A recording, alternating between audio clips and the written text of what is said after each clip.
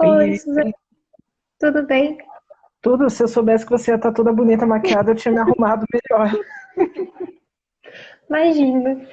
É que é o único momento, né, que eu tenho, assim, então Sei como é que é. Eu espero as lives para passar batom, é exatamente isso. as pessoas estão chegando. Tô bem Se arrumando aqui. feliz dessa live hoje, essa entrevista contigo. Ó. Não, vai dar tudo certo. Eu tô meio assustada porque tá tendo uma obra aqui, uma poda, na real, bem do lado de casa. Espero que ninguém esteja ouvindo nada. Não, né? Não, aqui também tá tendo obra, então, Ótimo. Então tudo bem, tamo junto. deixa eu verificar aqui uma coisa. Eu acho que tá muito alto. Melhor. Então, acho que a gente já pode começar para não perder muito mais tempo. Tem bastante assunto. Manda, manda a brasa. Boa tarde a todas e todos. Desculpa, Ana, dá para ouvir tranquilo, né? Então, só para confirmar, todo mundo ouvindo?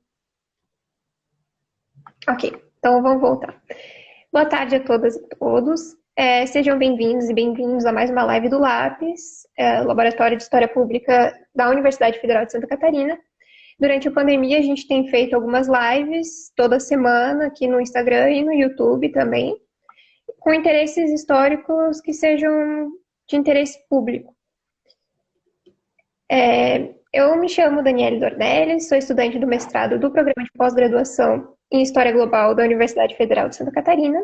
E hoje, no dia 17 de julho de 2020, temos como convidada a Suzane Jardim. Bem-vinda, Suzane.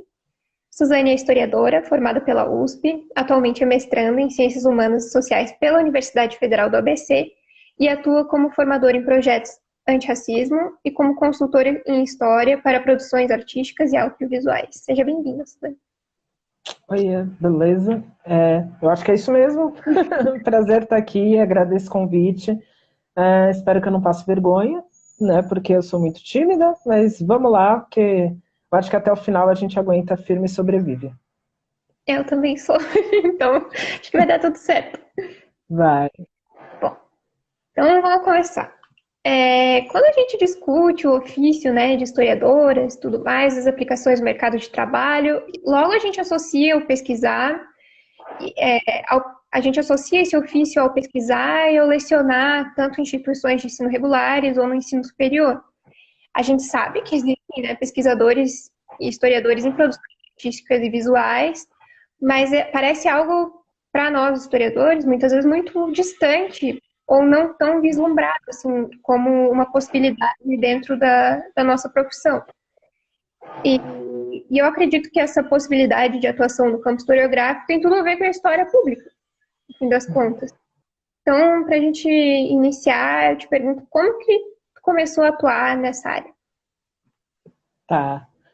Eu acho uma pergunta muito curiosa, porque eu segui o caminho contrário do historiador, né? Porque, sei lá, vim de periferia, de Diadema, aqui em São Paulo, eu não tinha a menor ideia do que realmente era ser um historiador. E eu lembro que na época eu estava grávida, 17 anos, eu decidi que eu ia fazer uma faculdade, e aí eu pensei, quais são as coisas que eu gosto, o que eu sei fazer? E eu gostava muito de história.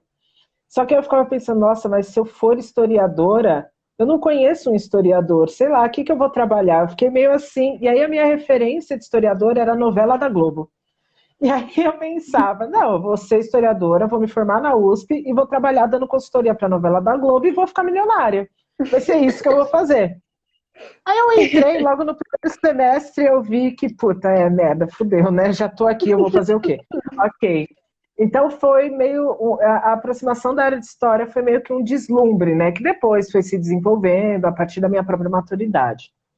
Quando eu de fato entrei nessa área, eu já estava formada e tudo mais, só que é o seguinte, muita gente que está na graduação vem me perguntar como é que eu consigo me formar para atuar nessa área.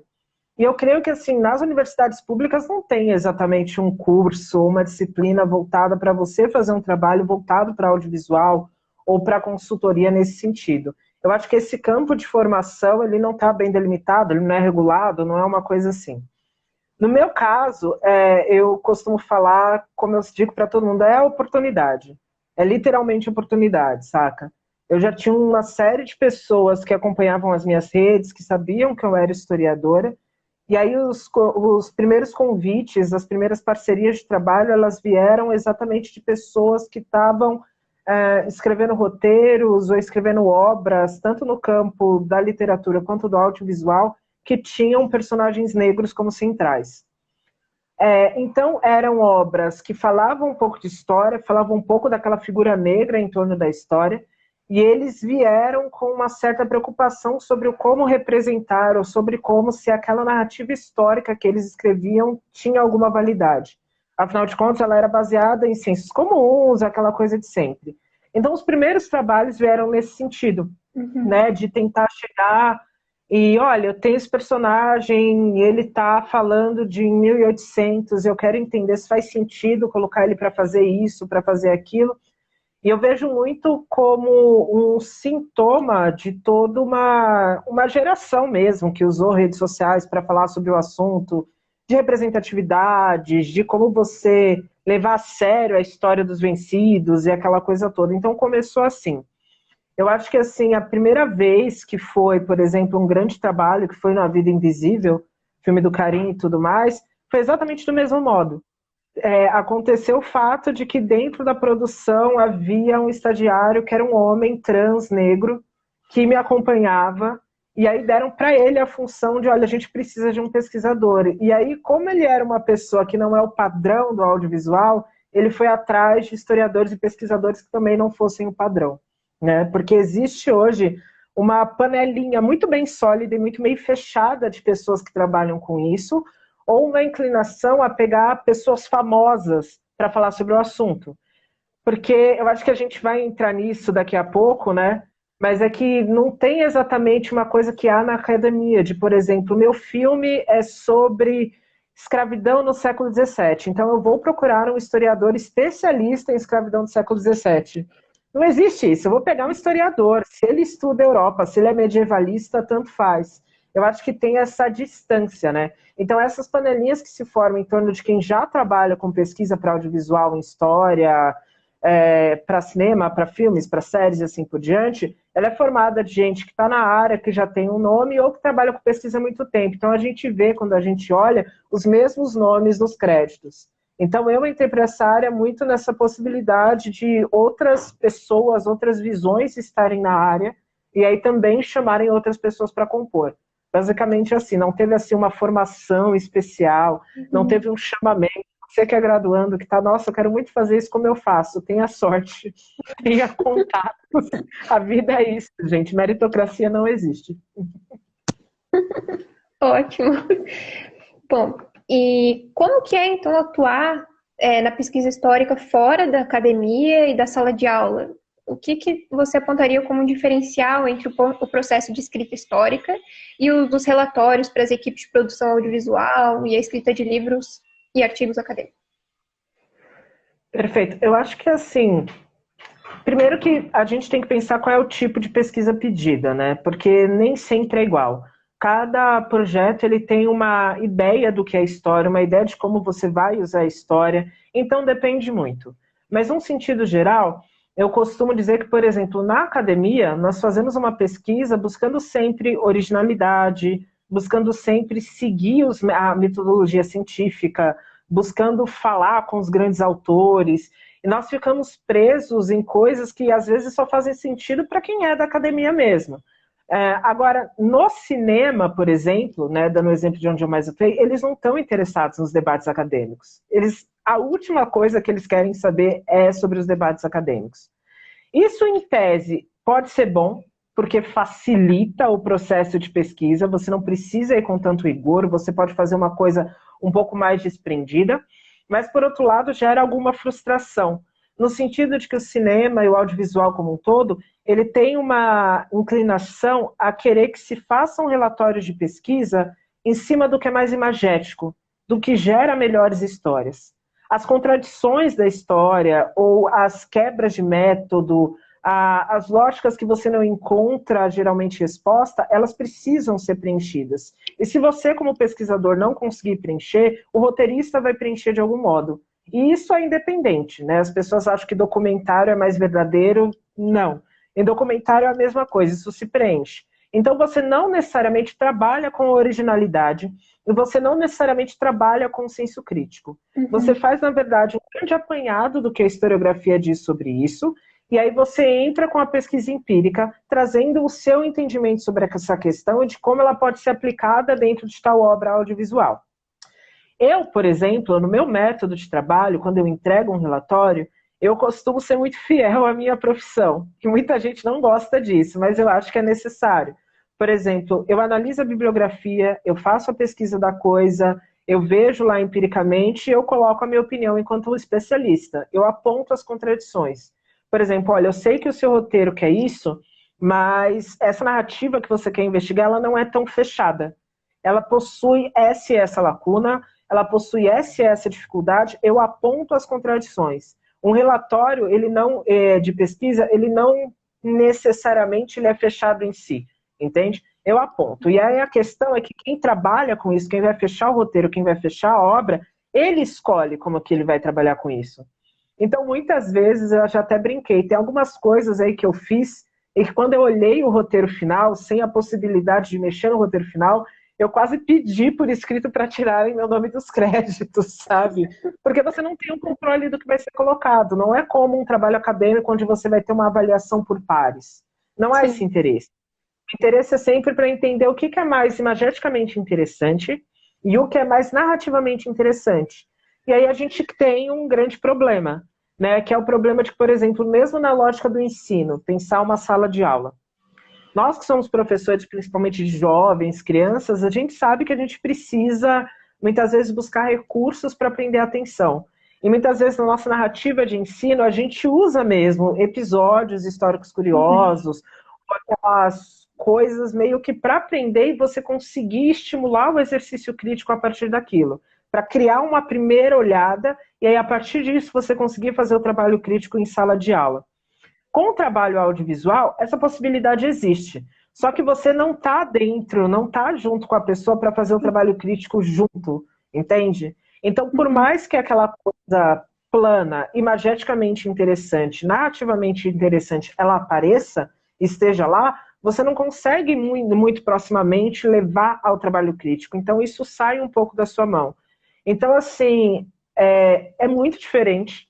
Tem muitas pessoas que falam, nossa, eu queria muito ler seu relatório de pesquisa para citar no meu artigo. Eu falei, amiga, não faça isso, entendeu? Não faça isso, porque o grande desafio é como eu vou comunicar os problemas desse tema para alguém que não é da área de história, para alguém que no fundo, não tem grande interesse nisso e está querendo aplicar essas questões. Muitas vezes acontece da gente encontrar um escopo de profissionais que estão inteiramente interessados na discussão historiográfica. E aí quando acontece, amiga, é a melhor coisa do mundo. Você vira melhores amigos, você vai lá, a produção nunca sai do papel, porque toda hora está lá arrumando um detalhe, né? Eu estou atualmente em uma dessa, para uma série que vai ter viagem no tempo. Então pensa, né? Então pensa. E aí é o tempo todo. Então, é o tempo todo pegando e voltando e pensando as contradições e pensando, por exemplo, como os personagens do presente podem ter as suas mentalidades e as suas perspectivas alteradas de acordo com o passado, que eles vivenciam no passado. Então depende muito do pedido, mas de fato é uma coisa completamente diferente para a qual a gente não está preparado, entende? Então eu creio que cada pesquisador ele tem o seu método de fazer isso, aqui eu falo pelo meu. Mas é complicadinho, colega. Fizeram umas coisas. Chorei no banho, vendo o resultado de algumas pesquisas que eu fiz. Que a gente não tem controle, como a gente consegue controlar de algum modo em sala de aula e na pesquisa acadêmica. Sim, que não depende só de ti, né? Depende de toda uma produção, é uma parte que vai ter várias outras pessoas jogando. Exatamente. E é muito curioso porque, assim, agora que eu trabalho com isso, eu vejo as lacunas, eu vejo os problemas. Mas, por exemplo, eu fui uma pessoa que cresceu, né, agora que se discute muito acesso e tudo mais, mas eu cresci, meus pais nunca terminaram o ensino fundamental, sabe, por exemplo. Então, o meu meio de saber sobre história, saber sobre essas coisas, era mesmo os filmes, o livro didático mais banalzinho, mais mal feito, que hoje a gente tem artigos e artigos criticando, entende? Então, Sim. era uma forma de trazer. Mas depois que você entra na área, você também pensa como isso causa uma influência negativa, uma planificação das coisas e precariza também o que esperam do trabalho do historiador. Porque é como eu te falei, acontece muito de eu precisar negar trabalho, porque as pessoas vêm com um roteiro que não faz nenhum sentido com o que eu costumo pesquisar, com as minhas áreas de afinidade, e que eu sei que se eu for precisar fazer um trabalho de pesquisa em torno daquele assunto do zero, no tempo delimitado, eu vou fazer algo porco, eu vou fazer algo plano. E eu entendo que, como as pessoas não são da área, elas vão pegar o meu relatório e elas vão utilizar aquilo perfeitamente, porque o que interessa é o que, né, não é a discussão por trás. Só que Sim. aí cabe uma responsabilidade também, né, da pessoa que é historiadora, entender os seus limites, ao mesmo tempo que há o problema de que os trabalhos dessa área, eles não são comuns. Uhum. Né? Por isso que eu falo, é a questão de oportunidade mesmo, porque não dá exatamente para você centrar o seu trabalho como historiador apenas nisso. Até porque o setor de audiovisual brasileiro, ele tem todos os problemas que a gente já conhece. Então, vai ser difícil sair um projeto que tenha a ver com a sua pesquisa e que vai ter a preocupação de chamar alguém que seja especialista no tema. Sabe, eu já vi projetos chamando, sei lá, blogueira, sabe, influencer, para fazer um projeto de sensibilidade, um projeto Uhum. histórico, para analisar uma figura, entender qual é aquela mentalidade. E eu entendo por que isso acontece, como é uma planificação da discussão sobre representatividade, mas eu acho que é algo que a gente precisa começar a discutir, porque há uma demanda política para você realmente mexer nas obras audiovisuais, você levar em consideração a história do outro, mas como que essa história realmente tem sido trabalhada? Quem é que tem sido ouvido? Como é que essas pessoas, dentro também da precarização do trabalho e da falta de possibilidade de você construir uma carreira, como muitas vezes você acaba pegando os trabalhos que não são da sua alçada, criando um material planificado, isso gera e reverbera como verdade para um público que não é da área. Sim. Então, mariditas. Não, com certeza. Então, tu comentou antes que foi consultora histórica no filme, quase indicada ao Oscar. Foi, né, para as retas finais, e eu ficaria muito orgulhosa. Eu me tremi toda, não tinha roupa para isso, eu ficava. E A Vida Invisível, né, o nome do filme, lançado ano passado, 2019. Então, qual foi a consultoria que foi pedida pela equipe da produção do filme? E se existe nesse meio dessas produções uma visão historicista sobre o ofício das historiadoras? Perfeito. Eu acho que esse filme ele foi um exemplo de um trabalho de pesquisa que ele foi muito múltiplo. Ele trouxe, por exemplo, as várias possibilidades, porque em várias outras obras que eu trabalhei, eu fiz só um tipo ou só outro tipo de trabalho histórico. Com A Vida Invisível, eu precisei fazer tudo, mas assim, tudo no sentido restrito, porque, por exemplo, é um filme que se passa nos anos 50, e, obviamente, o roteiro do filme, como ele foi construído, ele se baseia em um livro que já tinha uma série de impressões sobre a década. Então, não é como se eu tivesse feito o trabalho sobre como é que se vestiam, ou sobre como eram os eletrodomésticos da época. Não, isso já está, de certo Uhum. modo, dado. A gente já tem referências imagéticas sobre. Mas a questão é que era o seguinte: nesse filme específico, havia uma grande preocupação em retratar as personagens de um modo mais humano possível, de um modo crível dentro das possibilidades de mentalidade do seu tempo. Assim como havia uma grande preocupação de retratar o cotidiano e o entorno do cotidiano com alguma fidelidade. A gente sabe todos os problemas de falar fidelidade e tudo mais, né? Mas de um modo mais próximo, de um modo que transparecesse o ambiente, que você assistisse e conseguisse, né, entender o que estava se passando. E isso nos mínimos detalhes. Então, por exemplo, me foi pedido nesse trabalho, desde o trabalho de consultoria para o roteiro, no sentido de olhar o roteiro do filme, entender quais eram os personagens e fazer um trabalho de sensibilidade de entender, essa fala faz sentido? Por exemplo, tem a personagem que é minha favorita, é a Filomena, uma mulher negra, né, que cuida das crianças e tal, para quem viu o filme sabe. E ela é uma personagem muito central, que no roteiro tinha muita potência, no filme ela também aparece muito bem. E o desafio era entender ela desse modo, nesses lugares, falando dessas formas, sendo essa mulher nos anos 50, Rio de Janeiro, ela faz sentido? Pensando a historiografia, pensando essa lógica de se pensar o tempo no que ele acontece, na sua forma, as pessoas imersas ali. Então, houve esse trabalho. E houve um outro trabalho, que é um trabalho de cotidiano, de práticas, de costumes da época. E aí, esse foi de longe o mais difícil. Porque a gente está falando de um filme que ele retrata a história de mulheres, mulheres, assim, tanto tem a mulher da classe média, mais próxima a uma elite, quanto a mulher que ela está na parte pobre do Rio de Janeiro nos anos 50. Como é que essas mulheres elas transitam em setores sociais que não são setores sociais da elite? Por exemplo, o filme, ele coloca, sei lá, tráfico de drogas, porque afinal de contas tem uma cena onde a personagem ela precisa comprar morfina no mercado legal. E aí a minha pesquisa era entender, tá bom, como era, por exemplo, o tráfico de drogas de morfina na década de 50? Que envolvia isso? Quem eram os agentes? Como isso acontecia? Isso era possível? Dá para você fazer uma cena com isso acontecendo à luz do dia? E aonde? Quem vai ser a pessoa envolvida? Como que vamos falar sobre isso? Como é que os jornais abordavam isso? Então, tem essa pesquisa, assim como tem uma questão de que, por exemplo, tem a temática do aborto no filme. Então, se queria entender o aborto nos anos 50, como ele era tratado, principalmente entre as mulheres mais pobres, se elas quisessem fazer isso por fora, como elas fariam? O que o mercado popular do aborto era na época? Que substâncias se usavam? Como se dialogava sobre isso? E aí é muito louco, porque assim, essa pesquisa, ela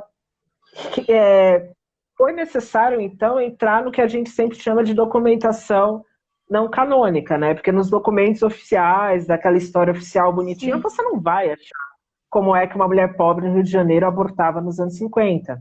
Ou como é que um ginecologista poderia se comunicar com uma mulher dentro de uma clínica. O que ele poderia falar, quais eram as práticas. Então você tem que fazer uma pesquisa muito profunda dentro da época, dentro do trabalho acadêmico sobre a época, mas também uma pesquisa em fontes mesmo. Por exemplo, pro A Vida Invisível, eu pesquisei muito jornal, sabe? Muito jornal e muito acervo policial, principalmente para a questão do aborto, por exemplo. Sabendo que era criminalizado, quem era preso por fazer aborto naquela época eram as mulheres, as curandeiras, né, os pais, aquela coisa toda. Se eles eram presos, como eles eram presos? Por que práticas? Aí eu fui e tentei recuperar esse tipo de coisa.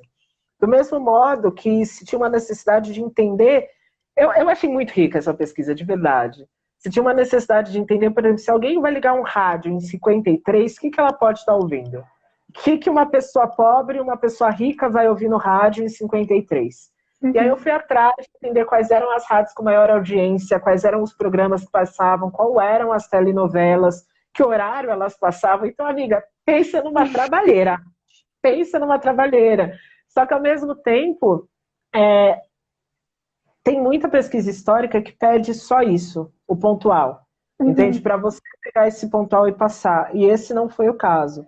Era muito um que tentava entender mesmo, entendia o papel do historiador como alguém que faz uma leitura de um tempo através do seu próprio olhar, e aí eles entendiam que eu era uma mulher negra que vem de periferia fazendo essa análise, e eles estavam interessados nessa análise a partir do meu olhar, para tentar colocar isso no filme, para mostrar essa órbita, mostrar uma órbita feminina.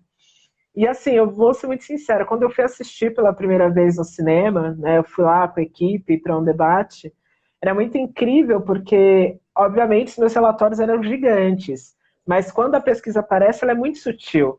Não tem aquela coisa, uns colegas meus falaram, nossa, não deu para perceber seu trabalho. Eu falei, você tá louca, eu vi meu trabalho em todas as cenas, entende? Em todas as cenas, porque tinha uma fala que usava um elemento, sabe, que eu trouxe. Tinha uma ligada de rádio que estava tocando um áudio que eu falei, olha, esse áudio é legal. Tinha um produto de limpeza sendo usado que eu mencionei que era um produto, entendeu?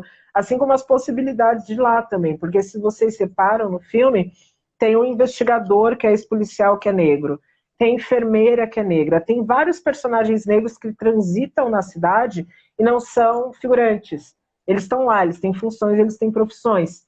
Isso já estava no roteiro original, já era vontade do Karim, do diretor, e o meu trabalho era dizer se aquilo fazia sentido. Sabe, faz sentido pensar num detetive particular que é negro e que é ex-policial nos anos 50? Faz algum sentido? E tipo, faz, gente, olha que loucura, faz, você acha, você entende como é que, por exemplo, os negros estavam na polícia, quando eles começam a estar ali, como era uma carreira, como estavam sim no trabalho de cuidado, no trabalho com a saúde, na enfermaria, como professores, ou seja, aquela desculpa básica que a gente sempre ouviu de, ai, não tem negros porque é algo de época, ela não passa no crivo de uma pesquisa histórica, entende? Então, nesse caso, foi muito gostoso esse processo, porque foi um processo que deu para casar todos os elementos e que a equipe ela estava afim, entendeu? De pensar essa sensibilidade, de pensar no papel da história, de pensar esse olhar feminino dentro de seu tempo. Então, foi assim, uma das coisas mais bonitinhas que eu já fiz. E apesar de ter dado um trabalho do caralho, eu fiquei muito emocionada assistindo. Nem sei se eu podia falar palavrão aqui, mas enfim, perdão, gente. Tudo bem.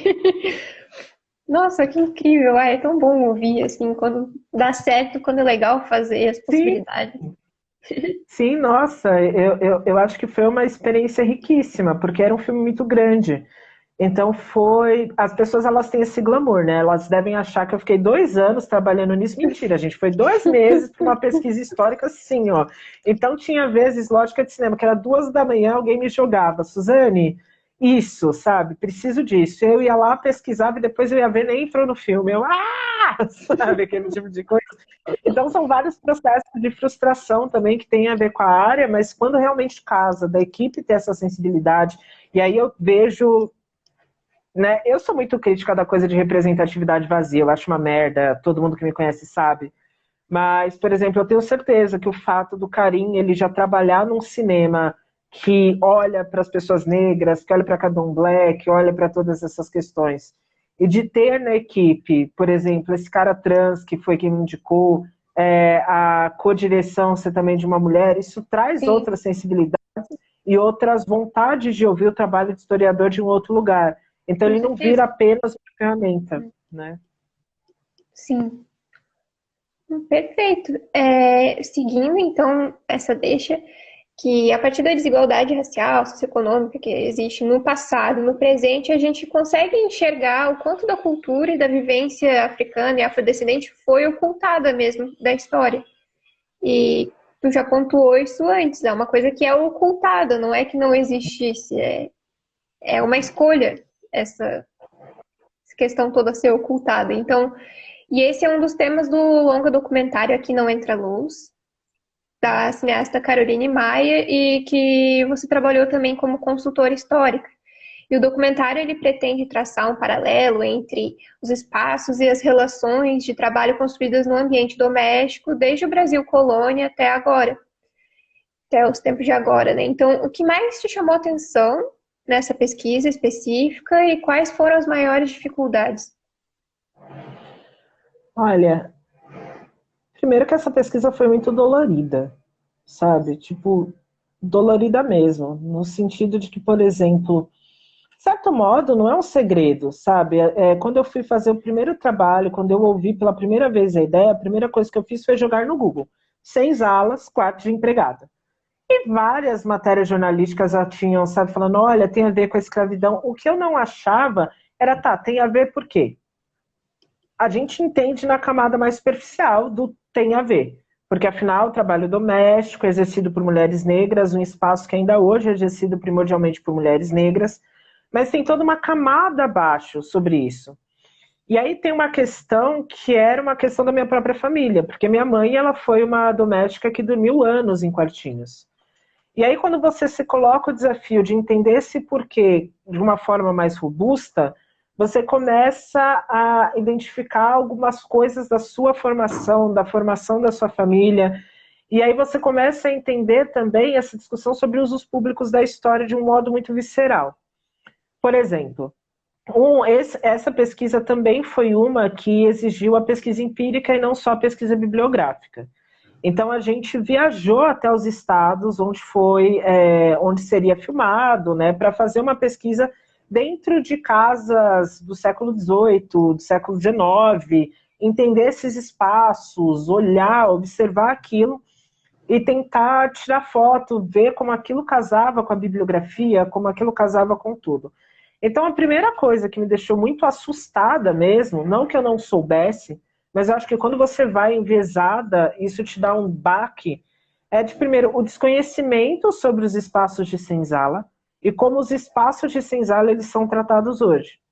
Porque, por exemplo, nos espaços que eram, oi, isso daqui era uma senzala, que eram raríssimos, e isso por questões técnicas até, porque afinal de contas os espaços de senzala, eles não eram feitos para durar. Não tinha uma super preocupação arquitetônica para manter um espaço super durável, que fosse confortável. Ou seja, os grandes exemplos, principalmente das lógicas de plantation e tudo mais, eles não existem mais, eles são ruínas. O que a gente tem são das fazendas de café do século XIX ou as lógicas de porão, né, que tem muito em Minas Gerais, né, nos casarões e tudo mais. Quando você chegava para fazer uma pesquisa e olhar esses lugares que tinha-se a certeza de que eram locais de senzala, eles eram passados como uma curiosidade histórica. Eu não sei nem te dizer a palavra para isso. Mas, por exemplo, havia uma pizzaria que ela se colocava como aqui era uma senzala. E como ela fazia isso? Era uma placa tudo linda, maravilhosa. Aqui era uma senzala. Uhul! Saca?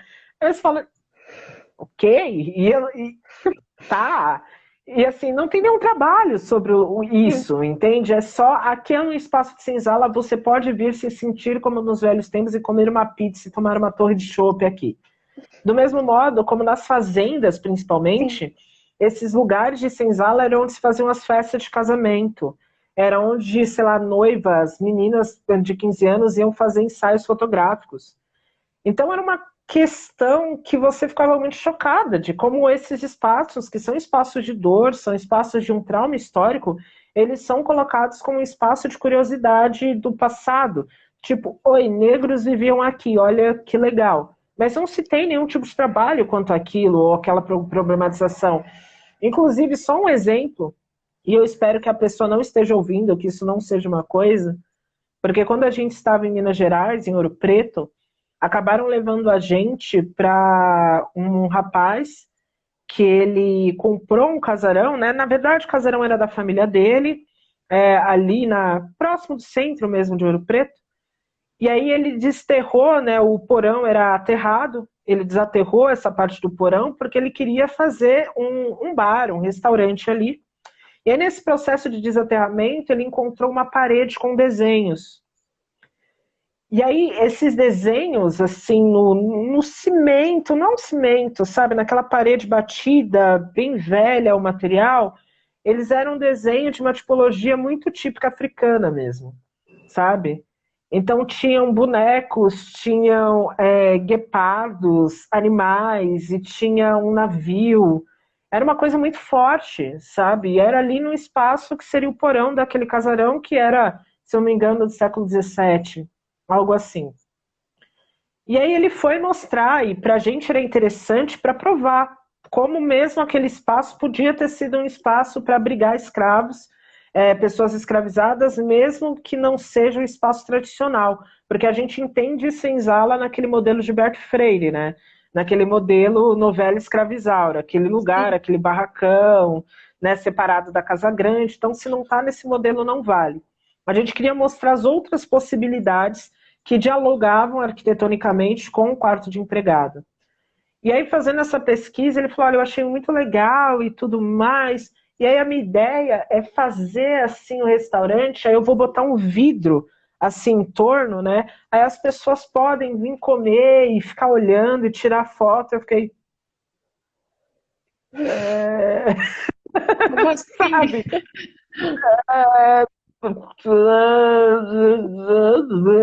Sabe? E assim, me incomodou demais, assim, como pessoa mesmo, não só como pesquisadora, como pessoa, esse tipo de coisa. Isso foi algo que a gente viu em todos os lugares, sabe? Em todos os lugares para fazer essa pesquisa. Então foi uma coisa, pensando em história pública e os usos dos espaços e dos sentimentos históricos, me chocou bastante. E eu acho que outra coisa que me chamou muita atenção foi exatamente sobre esse senso comum que a gente tem sobre senzalas e espaços para o escravizado. Porque quando a gente pensa nesse senso comum, o quarto de empregada, ele parece até uma forçada de você tentar pensar em união com as senzalas. Mas, por exemplo, para esse processo de pesquisa, teve um momento que eu me vi pesquisando chaminés em casas portuguesas construídas no século XIV. Porque eu queria entender a lógica da cozinha brasileira colonial ser do lado de fora. Eu queria entender, isso é uma coisa colonial? Muitos lugares falaram que era, legal. Então, como que eram as cozinhas na era medieval europeia? Sim, elas eram dentro de casa, era outro espaço de socialização. Elas tinham as chaminés na casa, porque a cozinha aquecia, ela tinha um outro processo, né? Era uma outra lógica arquitetônica. Com a lógica colonial, as lógicas arquitetônicas vão mudando. E aí o espaço de serviço, ele fica fora da casa. A cozinha é fora de casa, e junto com ela, fora dela, tem lá o espaço para os escravizados domésticos, que fazem esse trabalho doméstico. Surge nessa lógica a cozinha suja e a cozinha limpa, que é uma cozinha para você que é dondoca fazer seu chazinho, e a cozinha que é para a escrava ir lá e fazer o trabalho dela, saca? Quando você percebe que as lógicas de habitação de pessoas escravizadas, elas não estavam presas nessa lógica casa grande senzala, você vai percebendo como a construção arquitetônica das cozinhas, desde os casarões até agora, elas têm muito do ranço escravocrata, com certeza. E de como todo esse processo de verticalização da construção dos apartamentos, com a entrada de serviço, com a entrada, né, social, elas também são uma reprodução das mesmas lógicas de entrada de serviço e entrada social que se tinha no casarão colonial. Então, perceber isso e perceber como, por exemplo, são pouquíssimos os trabalhos que fazem essa ligação, porque é uma ligação que envolve estudos de gênero, estudos de escravidão, estudos de pós-abolição, estudos de arquitetura, estudos de, sei lá, economia política. É uma coisa meio caótica mesmo, né, para você pensar e você unir tudo isso. Então, assim, a possibilidade de investigação me foi muito rica, mas eu acho que o mais sofrido foi exatamente isso, esse processo de pesquisa, entrar nos lugares. Mesmo, por exemplo, entrar nos quartinhos de empregado em si. Porque a gente fez esse processo, né? A gente abriu um formulário e perguntava: oi, tem um quarto de empregada no seu apartamento? A gente pode ver? Ele não precisa ser um quarto de empregado, pode ser um escritório agora, a gente só quer ver as dimensões. E muitas pessoas muito legais e muito críticas abriram esses espaços, mas traziam histórias sobre como no passado morou lá a Maria, e quem era Maria naquela família. E a Maria deles era minha mãe, entendeu? Então foi um processo muito duro, que fez muito pensar mesmo sobre essa questão dos usos públicos da história e de como a gente apaga esses resquícios, né? E traz para a normalidade uma série de ranços escravocratas. E agora é ver como é que isso vai ficar no documentário de fato, né? Porque o relatório de pesquisa foi entregue.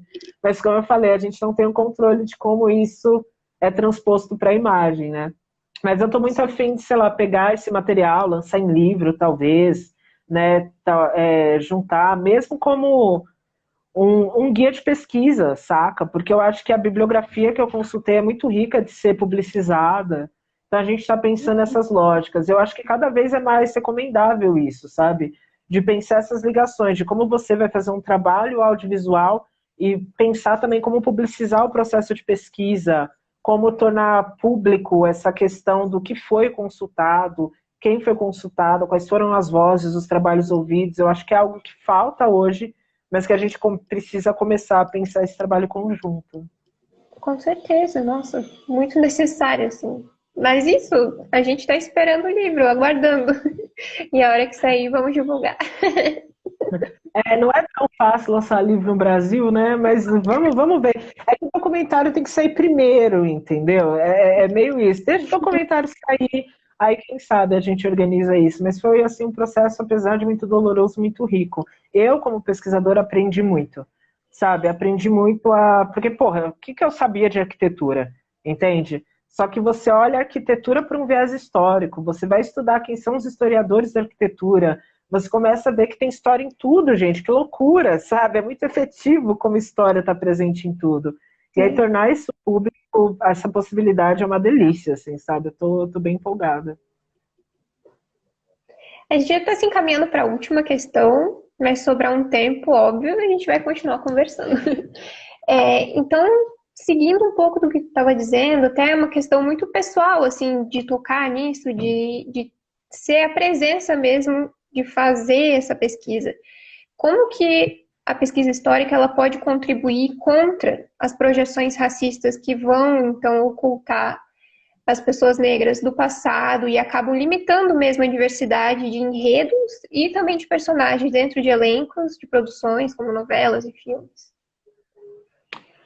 Então, né, essa pergunta é curiosa, porque, por exemplo, eu estou num trabalho agora, não vou citar nomes, mas é um trabalho que ele iniciou como uma série que era para dar visibilidade para a história de mulheres apagadas pela história.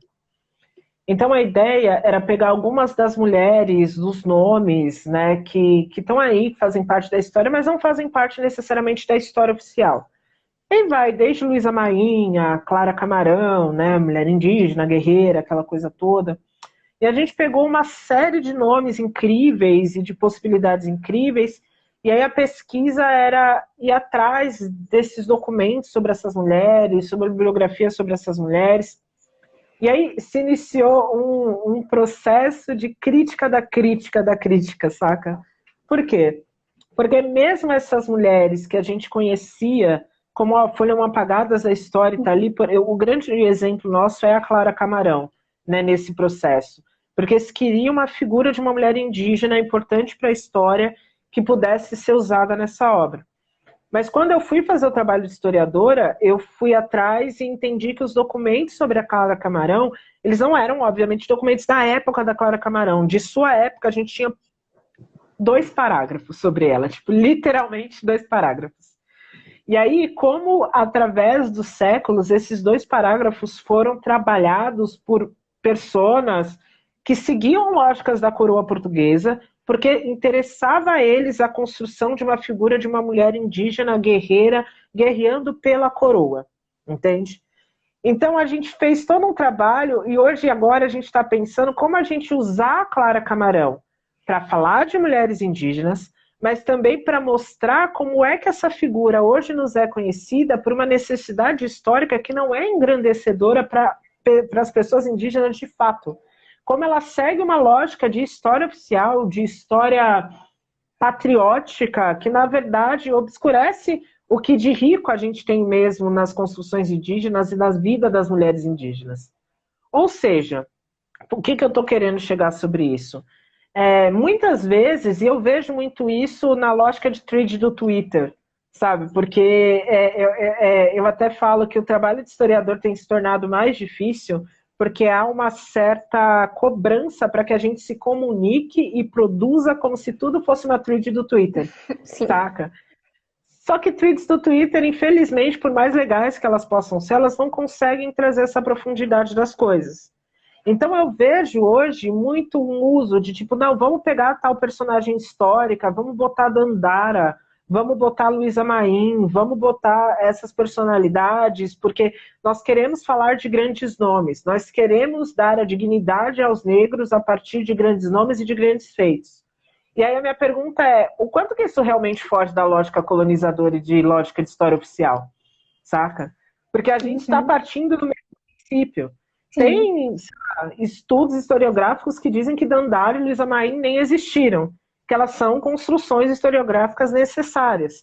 E o problema é que se, por exemplo, alguém da direita chegar e fazer uma thread dizendo Luísa Maim não existe, isso vira para o senso comum como uma prova de falsidade de uma ideologia negra. Mas não. Quando Luísa Maim se torna uma personagem, isso fala mais sobre outras mulheres de sua época, outras possibilidades de existir que a história oficial não registrou. Então, o que eu acho que é o seguinte, a gente tem que tomar muito cuidado com essa fome, sabe, de trazer a representatividade, de falar sobre os excluídos a partir de grandes nomes de um modo acrítico. Eu acho que a história ela tem essa possibilidade plena de você pegar essas pessoas, de você entender as lógicas e você conseguir inserir os outros comuns, né, os negros, as mulheres, os operários, os trabalhadores, dentro das obras de um modo humano, de um modo realista, de um modo vívido, mas que não reproduz as lógicas coloniais, não reproduz as lógicas de história oficial.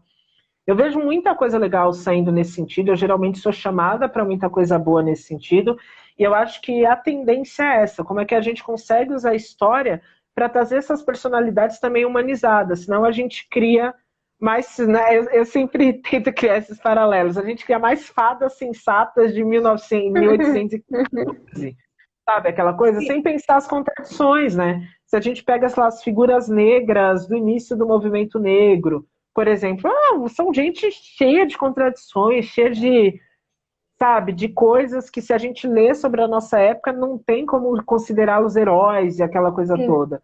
Mas que dentro da sua perspectiva faz sentido. Então eu acho que, sim, a história tem esse trabalho, ela consegue exercer essa função de você dar novas representações, representações humanas e tudo mais, mas que a gente sempre corre esse risco de reproduzir uma lógica que só mudar de cor, sabe? A mesma lógica patriótica e oficial e de grandes feitos e de heroísmo de sempre. É isso para que eu tenho me atentado atualmente.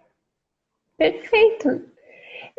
Muito bem falado, eu adorei. Sim, porque daqui a pouco eles vão estar querendo cancelar pessoas. Ah, mas olha só, descobrimos um podre da fulana de tal, que era o ícone. Sabe, Exato. não vai acabar nunca isso. Não é bem por essa lógica que a história vai, não é por aí. Exatamente, porque é isso, sabe? Tipo, por exemplo, eu tô pensando no Netflix, por exemplo. Fazem várias séries agora sobre, sei lá, a primeira mulher negra que se tornou milionária nos Estados Unidos. Eu olho, ai, foda-se. Mas assim, não.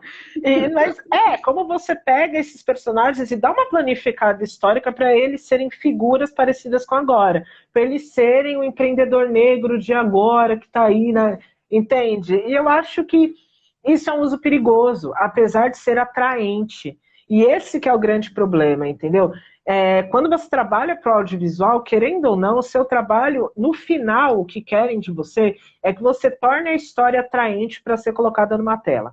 Que você traga elementos históricos que sejam legais de ser postos no roteiro.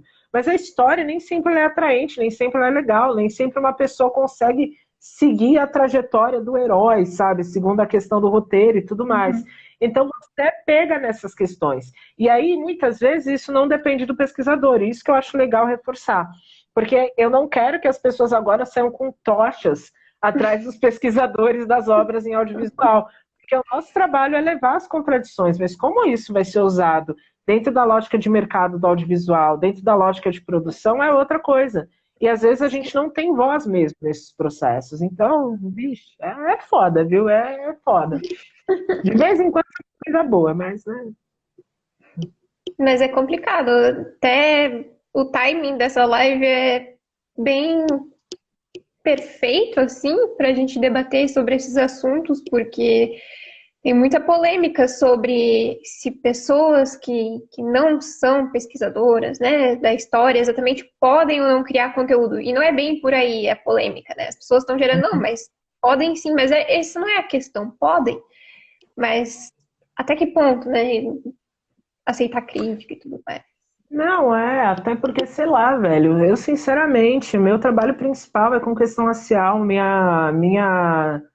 meu trabalho no mestrado é sobre, sei lá, como a lógica punitiva molda a demanda política de movimento negro, saca? Umas coisas assim.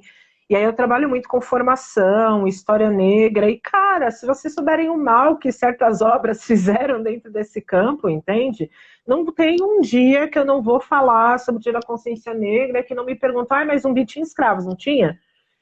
E aí eu falo, porra, bicho, e como você dialoga com isso? E como isso também traz um afastamento? Então, assim, quando eu falei lá no começo sobre o perigo de você levar blogueiras ou de gente famosa que não necessariamente pesquisa tal área para falar sobre, é exatamente isso.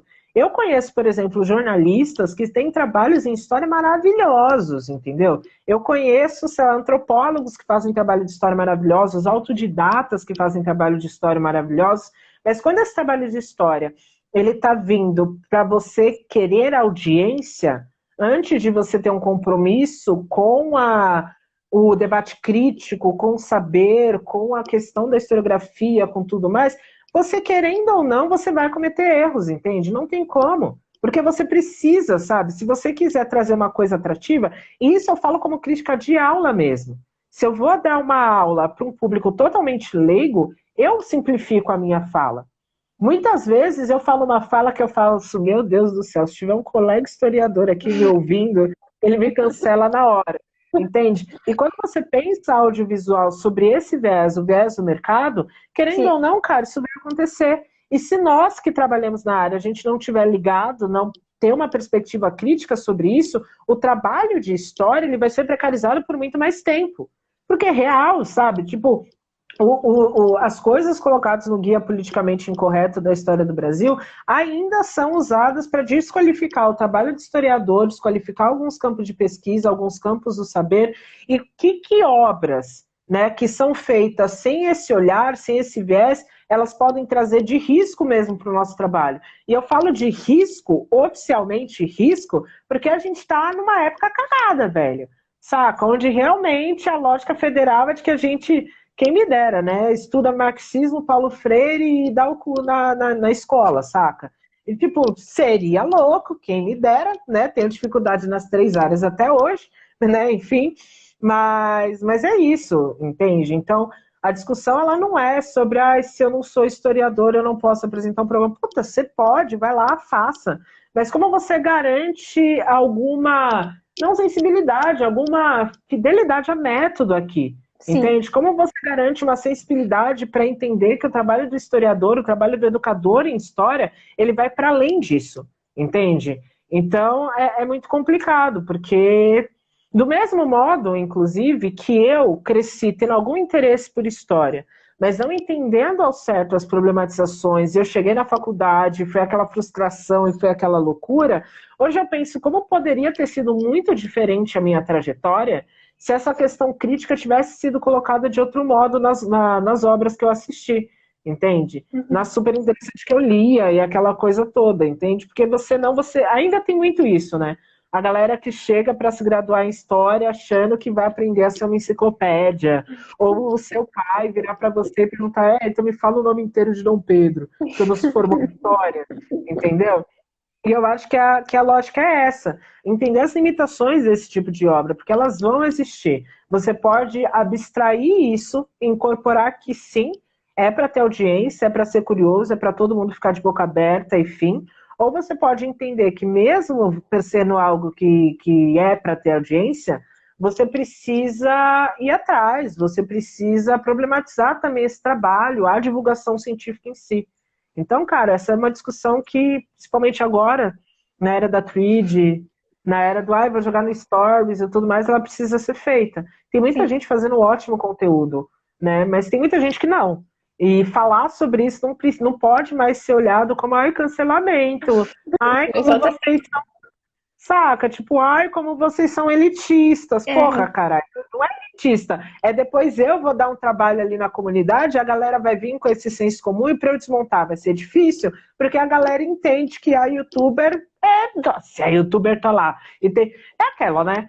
A youtuber faz merchan, tem não sei quantos milhões de seguidores e eu moro em Diadema e tenho, sabe, tem o quê? Tenho porra nenhuma. Quem, né, enfim, então é complicadinho, viu? Complicadinho. bem É complicado. isso. Ai, que maravilha. A gente está acabando o tempo. Eu não sei se dá tempo de responder a pergunta, a última pergunta, que tem 5 minutos. E aí, depois, para fechar, não quero perder de jeito nenhum essa live. Sim, sim. Então, talvez seja melhor encerrar. Olha só, várias dedicatórias. Foi Olha, muito meu bom. Deus, é minha irmã. Oi, minha irmã, tudo bem? Eu gosto que a família super participa, né? Mas eu acho que assim, estão perguntando aqui uma bibliografia legal para estudar essa questão. Uma dica que eu dou é, para além de, sei lá, análise fílmica com o Ismael Xavier, aquela coisa toda e tudo mais, uma dica que eu dou é sempre você ir atrás, pensa num filme histórico que você gosta pra caralho mesmo, você acha, caramba, que filme bom. Vai atrás, procura artigos que historiadores escreveram sobre isso, sabe? Vai atrás. É sempre a dica que eu dou. Porque geralmente se analisa os usos de história que se fizeram ali, se desenvolve melhor uma sensibilidade para você conseguir pensar no seu próprio processo de pesquisa. Como é que você pode aplicar? Você olha ali o resultado de algo, você vê as questões ocultas. É algo que eu pratiquei bastante para aprimorar o meu processo de pesquisa, assim como eu pratiquei bastante o elemento da didática. Porque quando você faz uma pesquisa para audiovisual, acredita, o diretor do filme, o produtor do filme, eles não estão nem aí ligando para o método marxista, para o Norbert Elias, para o Foucault, eles não querem saber, entende? Eles não querem. Como você consegue comunicar com qualidade que você está usando essas linhas teóricas, entendeu? De um modo didático, sabe? É como se fossem seus alunos. Você está dando aula sobre aqueles elementos para essa galera que vai produzir. Como através dessa aula você consegue despertar essas sensibilidades para que eles não façam merda com o seu material. Eu acho que é esse o desafio, né? Então, eu acho que é isso, sabe? Ai, eu tô vendo os comentários agora, porque você vê que eu sou dando toda a atenção aqui, mas ok. Galera falando que eu sou ótimo, né? Ok. Vai ficar salvo depois? Vai, fica salvo. Vou salvar, vamos torcer. Meu celular agora é novo, vai dar tudo certo. É boa. Perfeito. Bom, então acho que é isso, né? É isso. Muito obrigada, Suzane, em nome do Lápis, te agradeço. Foi maravilhoso, adorei fazer Uhum. essa live e vai ficar salvo, vai dar tudo certo. E obrigada, obrigada mesmo pela presença. Nada, Pessoal, galera. Beijão.